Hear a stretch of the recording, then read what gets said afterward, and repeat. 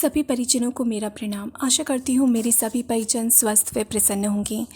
आजकल हम स्वाध्याय कर रहे हैं परम पूज्य गुरुदेव के एक प्रवचन का, जिसका नाम है गायत्री महामंत्र की सामर्थ्य। और इसमें अब तक मैं 4 वीडियोस बना चुकी हूँ और आज ये 5वीं वीडियो है। तो चलिए सुनते हैं कि गुरुदेव क्या कहते हैं। मित्रों, गायत्री का दूसरा सबसे बड़ा जो गुण है, जिसके ऊपर गायत्री शब्द ही रखा गया है, गय। गय कहते हैं प्राण को। संस्कृत में प्राण को मजबूत बनाने वाली, प्राण को ताकत देने वाली, प्राण का त्राण करने वाली को गायत्री मंत्र कहते हैं। शब्दार्थ ये होता है गायत्री का।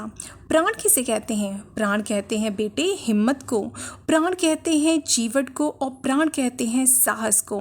दुनिया में जितने भी उन्नतिशील लोग हुए हैं, सब आदमियों के पास और कोई गुण रहा हो चाहे नहीं रहा हो, विद्या रही हो चाहे नहीं रही हो, शारीरिक बल रहा हो चाहे नहीं रहा हो, पर एक चीज जरूर रही है, अच्छे कामों के लिए साहस। बुरे कामों के लिए नहीं। बुरे कामों के लिए तो डाकुओं के पास भी होता है, चोरों के पास भी होता है, उचक्की और बेईमान और बदमाशों के पास भी होता है। उस साहस का हवाला नहीं दे रहा मैं। प्राण उसकी नीयत में नहीं आता। प्राण सिर्फ अच्छे कामों के लिए आता है। अच्छे कामों के लिए हिम्मत की जरूरत होती है और आदमी उसी हिम्मत के आधार पर बढ़ते हुए चले जाते हैं। सफलता के द्वार हर एक के लिए खुले हुए हैं, लेकिन उसमें प्रवेश करना केवल उन लोगों का काम है जो बहादुर हैं, जो हिम्मत वाले हैं, लड़ाकू हैं, जिनके अंदर जीवट है, जिनके अंदर साहस है। जीवट, साहस, हिम्मत, ये सब हमारे मना क्षेत्र की क्षमताएं हैं। गायत्री मंत्र का प्रवेश जब भी हमारे भीतर होगा तो ये परिणाम सामने आएंगे ही। तो हम कैसे जाने कि गायत्री मंत्र आपके पास आया कि नहीं? हम कैसे जाने कि गायत्री की फिलॉसफी का आपने अध्ययन किया कि नहीं किया? हम कैसे माने कि आपका अनुष्ठान सही हुआ है कि नहीं हुआ है? हमको इन्हीं 2 बातों से मानना पड़ेगा। आपको बुखार है कि नहीं, हम कैसे जाने? बुखार जानने का एक ही तरीका है कि आपका शरीर गर्म होना चाहिए, तो हम मान लेंगे कि आपको बुखार है। और आपके भीतर वाले हिस्से में जलन होनी चाहिए, गले को सूखना चाहिए, आपकी आंखों में जलन होनी चाहिए, बार बार प्यास लगनी चाहिए, भीतर धड़कन होनी चाहिए। भीतर की जलन और बाहर की गर्मी, इन 2 चीज़ों को देखकर हम बता सकते हैं कि आपको बुखार है। अगर ये न हो तो आपको बुखार नहीं है। गायत्री मंत्र की उपासना वास्तव में आपने की है कि नहीं, इसकी परख करनी हो तो आपके मन क्षेत्र में हमको एक ही जानकारी प्राप्त करनी पड़ेगी कि आपके भीतर जीवट और हिम्मत है कि नहीं।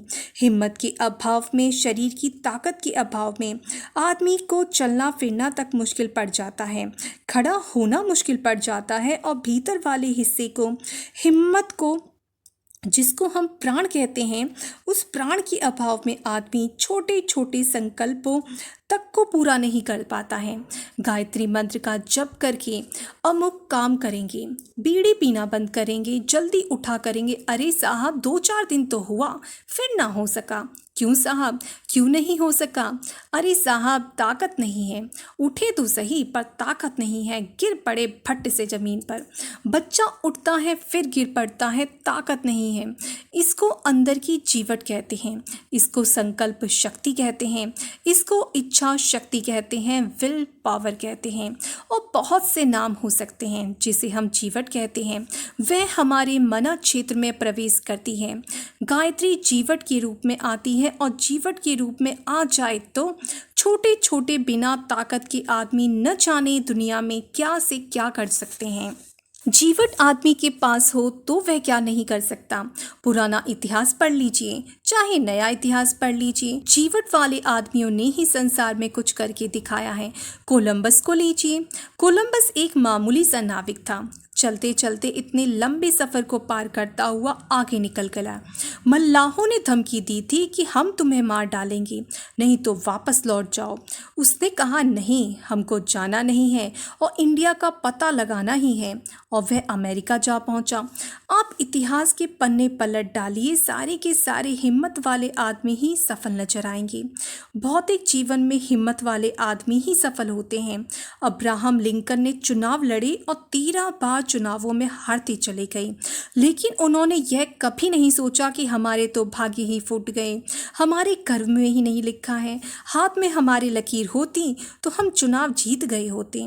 उन्होंने कहा नहीं, इसका कोई मतलब नहीं है, जब तक हम जिएंगे हम प्रयत्न करते चले जाएंगे। और 13वीं बार अब्राहम लिंकन को सफलता मिली चुनाव में और वे बढ़ते चले गए। कौन बढ़ता चला गया? उनका चरित्र बेशक, उनका ज्ञान बेशक, उनकी विशेषताएं बेशक, लेकिन इन सारी की सारी विशेषताओं में एक चीज़ आपको याद रखनी चाहिए और उसका नाम है हिम्मत। हिम्मत के बिना बाकी चीज़ें काम की नहीं हो सकती।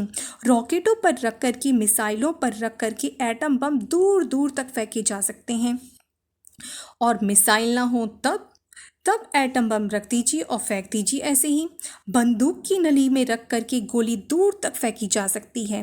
इसी तरह हिम्मत के सहारे सिद्धांत और आदर्शों की, आदमी के उत्थान की बातें की जा सकती हैं। जिस आदमी में हिम्मत नहीं है तो वह मरेगा। सिद्धांतवादी तो है पर हिम्मत इसमें है नहीं। हिम्मत तो नहीं है, हिम्मत नहीं है तो बेकार है इसका सिद्धांतवाद, और बेकार है मतवाद। ये तो मरा हुआ आदमी है, ये मुर्दा आदमी है। हिम्मत के बिना भी कोई आदमी होते हैं? रीढ़ की हड्डी जिस आदमी के न हो तो वह आदमी क्या? इसी तरह से हिम्मत जिस आदमी के भीतर न हो वह भी क्या आदमी? गायत्री मंत्र आदमी को हिम्मत देता है। हिम्मत देने से छोटे छोटे आदमी भी, साधन विहीन आदमी भी क्या से क्या कर गए हैं। आप चाहे पुराणों को पढ़ लीजिए, इतिहास को पढ़ लीजिए या अखबारों को पढ़ लीजिए, इन तीनों में से जो भी आपकी मर्जी हो पढ़ सकते हैं। हिम्मत वाले आदमी दुनिया में क्या कर सकते हैं? दुनिया में हिम्मत वालों के नाम बताइए। बेटा, एक का नाम था नल और एक का नाम था नील। नल नील क्या होते हैं? नल नील रीछ थे। रीछ क्या कर सकते हैं? नल नील ने समुद्र का पुल बना दिया था। इन्होंने ये पढ़ा कहाँ से? इंजीनियरिंग कैसे सीख ली? भीतर की कशिश और भीतर की लगन आदमी की योग्यता बढ़ाने में इतनी ज़्यादा सहायक होते हैं जितने 1000 अध्यापक और 1000 वर्षों तक साहित्य नहीं हो सकता। नल नील इंजीनियर थे, पर साहब वे तो रीछ थे, इंजीनियर कैसे हो गए होंगे? बेटे, मैं ज़्यादा बहस तो नहीं करना चाहता, पर पुराने ज़माने पर शक हो तो मैं अभी भी सैकड़ों के नाम बता सकता हूँ। मिस्टर विश्वेश्वरैया से लेकर के ढेरों नाम पेश कर सकता हूँ, जो बड़े मुसीबत में, गरीबी में और बड़ी कंगाली की हैसियत में और बड़े छोटे घरों में पैदा हुए थे और अपनी कोशिशों की वजह से कहाँ बढ़ते चले गए। नल नील के अतिरिक्त अच्छा और बताइए। और बेटी, हिम्मत के आधार पर हनुमान को ले लीजिए। हनुमान कौन थे? बंदर। अरे तो आप बंदरों की बात करते हैं, मनुष्यों की बात कहिए। पहले आप बंदरों की बात सुन लीजिए, मनुष्यों के पीछे कहूँगा। रीछ और बंदर। बंदर क्या कर सकते हैं? बंदर बेटे समुद्र लांघ सकते हैं, पहाड़ों को उखाड़ सकते हैं। अच्छा, इतना बड़ा काम कर सकते हैं? हाँ, ऐसे ढेरों आदमी हैं। आपने शीरी फरहाद का नाम सुना है? फरहाद ने कितने लंबे पहाड़ को काट कर कितनी लंबी नहर ला दी थी। फरहाद का नाम इतिहास का उदाहरण हुआ। और हनुमान पुराणों के हुए। ओलपस पहाड़ को किसने उठा लिया था? नेपोलियन ने। उसने कहा था, भाई साहब रास्ता दीजिए हमको निकलने के लिए, अगर आप रास्ता नहीं देंगे तो हम पैरों के तले से कूद डालेंगे। किसने कहा था? आल्पस पहाड़ से। और आल्पस पहाड़ ने क्या जवाब दिया था? आल्पस पहाड़ ने, जो दुनिया के लिए चुनौती माना जाता था, सबसे ऊंचा पहाड़ था, जिसके बारे में यह कहा जाता था कि दुनिया के इतिहास में कोई भी आदमी इसे पार न कर सका। इतने शानदार पहाड़ ने सिर झुका दिया और कहा, अगर आपकी यही हिम्मत, यही जुर्रत है तो हम आपको रास्ता देंगे और खुशी से आप चले जाइए। नेपोलियन चला गया था। बेटे, रास्ते कितने लोगों ने दिए हैं। समुद्र की बात कह रहा था। समुद्र को चैलेंज करने वाले और भी होते रहे हैं। अगस्त्य ऋषि ने सारे समुद्र का पानी चुल्लू भर में पी लिया था और लक्ष्मण जी ने तीर लेकर समुद्र से कहा था कि हम तुम्हें सुखा देंगे। अरे साहब, ये तो गप है, पुराणों की कहानी है। अरे बाबा, गप है तो इतिहास सुन ले। इतिहास नहीं सुनता है तो अखबार अभी भी पढ़ ले। आप घटना की साक्षी लीजिए। हिम्मत वाले आदमी, जुर्रत वाले आदमी जमाने को बदल देते हैं, समय को बदल देते हैं, अपने आप को बदल देते हैं, वातावरण को बदल देते हैं। शर्त ये है कि आदमी में हिम्मत और जुर्रत होनी चाहिए, जीवट होनी चाहिए। गायत्री मंत्र यदि हमारे प्राण क्षेत्र में, प्राणमय कोश में अर्थात मानसिक क्षेत्र में प्रवेश करेगा तो क्या चीज़ देगा, आप ये अंदाज लगाते रहिए। गायत्री कृपा हुई कि नहीं हुई, इसकी पहचान यह नहीं है कि गायत्री किसी को बेटा देगी या बेटी देगी। गायत्री माता किसी को बेटा बेटी नहीं देती है। क्या देती है? आदमी को संयम देती है। एक, संयम से क्या फ़ायदा होता है? संयम से आदमी का भौतिक जीवन और शारीरिक जीवन बलवान हो जाता है। और मानसिक क्षेत्रों में गायत्री क्या देती है? गायत्री जिद देती है जीवट, हिम्मत अच्छे कामों के लिए, श्रेष्ठ कामों के लिए, और जो हमारे आपके भीतर खत्म हो चुकी है। हिम्मत है तो सही, आपके अंदर भी है और हमारे अंदर भी है, पर वह हिम्मत काम आती है तो सिर्फ चालाकी के काम आती है, बदमाशी के काम आती है, संग्रह के काम आती है, लोभ के काम आती है, लालच के काम आती है। ऐसी हिम्मत को न हमारे पास किसी ने सीखी न किसी ने सिखाई। जो श्रेष्ठ सिद्धांतों और आदर्शों पर चलने के लिए और कहने लायक कुछ करने के लिए समर्थ हो सके, ये प्राण और जीवट अगर आदमी के भीतर आ जाएं तो क्या हो सकता है? बेटे, मैं नाम गिनता हुआ चला जा रहा हूँ आपको कि हिम्मत वाला आदमी कितना ज़बरदस्त हो सकता है। साधनहीन आदमी होकर के भी कैसे बड़े से बड़े आदमी के साथ में लोहा ले सकता है। गिद्ध और गिलहरी के वैसे किस्से आते हैं। जटायु ने रावण को चैलेंज किया था, आप ऐसे नहीं कर सकते, आप दूसरे की स्त्री को नहीं भगा सकते। अगर आप ऐसा करेंगे तो हम आपका मुकाबला करेंगे। तो क्या साहब गिद्ध में इतनी ताकत थी? गिद्ध के बेटे शरीर में नहीं थी, उसके भीतर में थी, जिसको जीवट कहते हैं। हमको नहीं मालूम है कि बूढ़े शरीर में ताकत थी कि नहीं, लेकिन उसके भीतर वह जीवट था जिससे वह काल से लड़ने के लिए, मौत से लड़ने के लिए भी आमादा हो गया। बेटे, ये गायत्री मंत्र का वह असली स्वरूप है जिसको कि हम फैलाना चाहते हैं, नकली गायत्री का नहीं। बेटे, ये गायत्री मंत्र का वह असली स्वरूप है जिसको कि हम फैलाना चाहते हैं, नकली गायत्री के स्वरूप को नहीं। नकली गायत्री वह होती है जो बाजीगरों के काम आती है। बाजीगरों के काम आने वाली नकली गायत्री है। बाजीगरों के काम क्या आती है? देखिए साहब, हम मंत्र बुदबुदाते हैं और मिट्टी ले लेते हैं और फूंक मार देते हैं, तो क्या बन गया? ये बन गया घोल।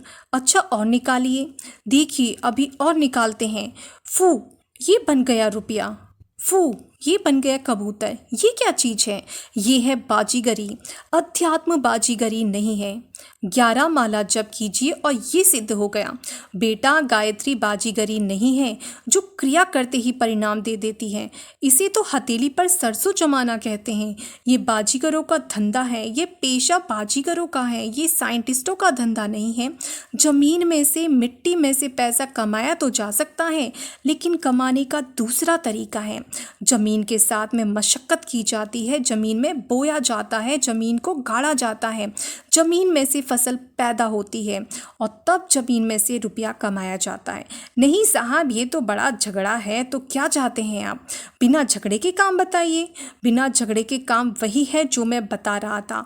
बाजीगर का धंधा कीजिए, मुट्ठी में बालू रखिए, 3 बार डंडी फिराइए और फूंक दीजिए, रुपया आ जाएगा। मैं क्या कह रहा हूँ? मैं तो वही बात कह रहा हूँ जो आपने समझ रखी है। आपने गायत्री मंत्र को बाजीगरी समझ रखा है, आपने गायत्री मंत्र को जादूगरी समझ रखा है। 11 माला जप दी और ये मिल गया और वो मिल गया। 11 माला जपने से नहीं मिलता। किससे मिलता है? बेटे, इससे मिलता है जीवट और साहस। गायत्री मंत्र की उपासना को, गायत्री मंत्र के तत्वज्ञान और फिलॉसफी को जीवन में हृदयंगम करने के पश्चात यह हमारे भीतर जीवट और साहस उत्पन्न करती है। यह उसका परिणाम है। तब हम छोटे व्यक्ति होते हुए भी बड़ी सफलताएं प्राप्त करने में समर्थ हो सकते हैं। हम प्राणवान बन सकते हैं।